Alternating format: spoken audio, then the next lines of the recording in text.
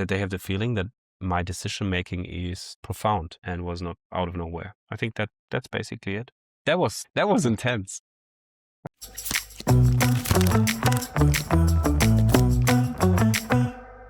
My name is Clemens. I'm CEO and co-founder of everwave, and we are offering to customers the service of plastic credits. So if you have a huge plastic footprint within your production, your product, or your value chain, happy to have a talk and give you the opportunity to take responsibility for the waste that you're producing. And now I'm part of an interesting format. I've never done this before. Got a little present by the German Accelerator and a couple of questions, opening them up now. So transparency is always key, and flexibility as well. Okay, first question. Super excited to see that. Who were you before the startup journey changed you? I was the same person, knowing less about plastic pollution, about leading a company. What I knew before is using my voice to sell something, because I was a professional host. And obviously my job was to sell the client I was working for. But now I can obviously promote the best product ever. So that changed. Great question. Next one. Which version of you would have never started this? Well, we started this in 2017. I founded then in 2018. And back then it was super unsecure, as always, starting a business. And my background was a professional host. So earning a lot of money, getting a lot of applause, which was quite comfortable situation in terms of feedback, and also how to build a living. And if my focus was more on these KPIs, like how much do I earn or how much attention do I get for what I'm doing, then I would never start at everwave, to be honest. But my attention or my focus was more, can we build something which is really changing something to the better? Your most naive belief at the beginning, that building a purpose company or an impact company is different than just a normal company. I think we learned over time that we have to, purpose alone is not a seller. The product has to be perfect. The team has to be perfect to sell the product, and the purpose is the add-on. So I think we have been a bit naive about that in the beginning.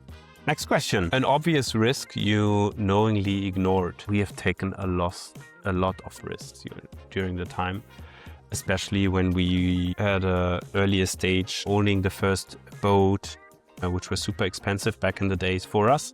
It was a huge investment, and bringing the boats to places where we didn't know how to operate perfectly, that was a huge risk. But we took it because if we didn't go there, it was always a chicken egg discussion.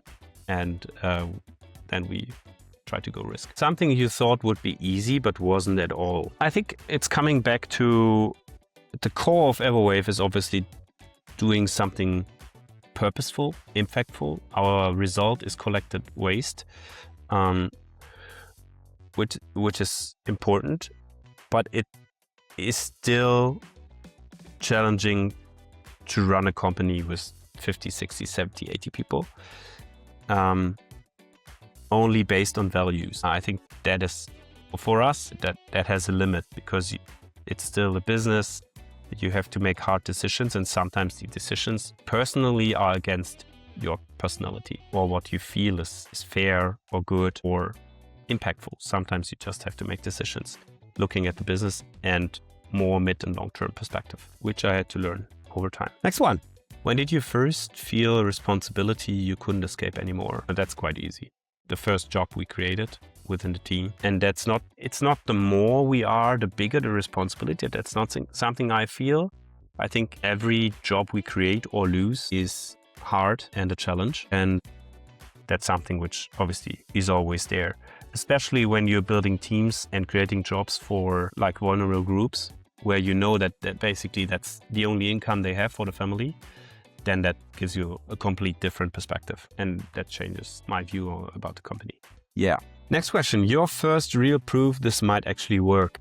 I guess most of the people will say revenue. For me, it was, we have been talking about the vision of collecting waste and building infrastructure, let's say for 3.5 years before we collected the first kilogram of waste. So for me, seeing what we're doing on the ground, the first kilogram collected was a real game changer, because we started to operate. And the other one was obviously the plastic credit. We really saw a lot of customers liking the product, and combining impact with revenue was a game changer for us. Your first fake it till you make it moment. I mean, as I said, we had to talk about the vision of collecting waste 3 years. I think that's partly fake it till you make it. You have to sell the belief, and basically you sell yourself and the team. And then to prove that we can collect, build infrastructure. That was the moment when we really could stand in front of a crowd and talk about things we know. But till then, yeah, maybe a bit of fake. A problem that keep coming back no matter what you did. It's not a problem. It's just the status quo. For me is that we are doing things people have never done before in regions where we develop projects for waste management, but also in terms of what we sell to our customers. So what we have as a status quo, it's getting less, but it's still there. We have to knock on doors several times. Doesn't matter if, as I said, if it's sales or project management, but you have to convince people, and it's not like a no-brainer product or a no-brainer decision to go in the next country. And I think that this will not change, and you have to be willing to do that, knock on doors. And like our motivation is that these doors are opening faster now than they did 6-7 years ago, way faster. And that's what keeps me motivated and positive. One of the decisions that drained you most is definitely everything concerning stuff, team, hiring, firing, everything connected to that. This is intense. And fundraising in general, the process of fundraising is draining. It's not a decision. Well, it's a decision. Who do you want at your cap table? How the round is structured? But it's accumulation of decisions at the end, which are heavily draining. Or were for me. Next one. A situation you realized your plan wasn't working. I think that's day-to-day business. You have plans and they always change. The question is, how quick are you in adapting? So for me, that's not something which is happening once a year. It's happening all the time. Well, your most arrogant moment as a founder. Well, sometimes if you have it's not that we have a huge track record, but everwave exists since, as I said, 8 years now. We have done several fundraising rounds. And sometimes I get to see certain products or certain things developing, not only in the impact sector, but let's say in new food or anything like that. And my first reaction, which potentially is arrogant, is who needs that product? There's really no need for another iced tea brand. Maybe the marketing is good and the brand is good, and I don't want to be unfair towards the founders, but it's just, is that really something we should focus on? Or should these obviously clever people, or most of them clever people, focus on something with more impact? And sometimes that might feel arrogant. I don't know. Most irrational fear as a founder, I think it's time. I have the discussion at the moment, how much time can I be away from the company? Yes, it will change the dynamics, but I think not only to the worse, I think people will take more responsibility and step into whoever shoes. But as a founder, you always have to fear that you are super important. I think you are important, but you are not as important as you think. A situation you were completely wrong, but didn't want to admit it. And that is actually something I try to avoid 100%. Simply because I expect from the team transparent feedback, positive and negative. So my approach is most of the times I take the responsibility if something is going wrong actively. So of course there were situations, I can't remember one now, but I try to do it the other way around. Simply step in and say, well, I was wrong. Just to show that this is normal and this is possible within the company culture. Something you sacrificed and won't get back. Well, it's family time with friends, 100%. And I think it's always a trade-off. And I think for me, it's easier to accept because what I do, I also try to do for my kids. You know, having a healthier planet, experience a coral reef clean and healthy in the future. That's something I try to work on. But still, time. Next one. The most surreal moment as a startup founder. That's very personal. I think for me, it is not one moment, but the level of people I'm able to meet because of what I'm doing or what we are doing and achieved over time, like talking to ministers in certain countries, also in Singapore, Miss Grace Fu, who I had the chance to talk to. It is special because I think in these moments you can learn quite quick and see how people think, how people adapt. And this is sometimes surreal, who you are sitting next to and experience that.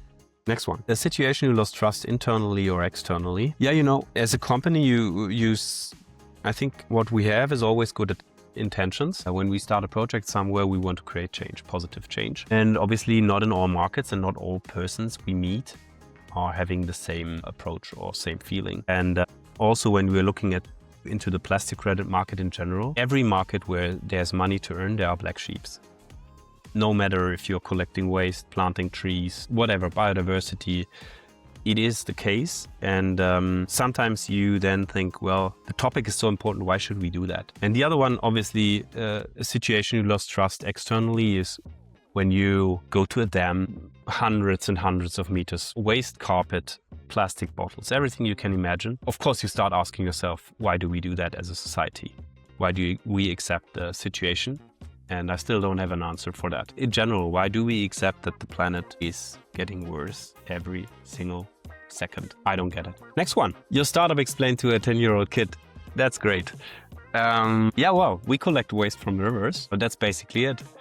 And maybe you just look out of your window, wherever you are, there is waste management companies picking up your trash at your door.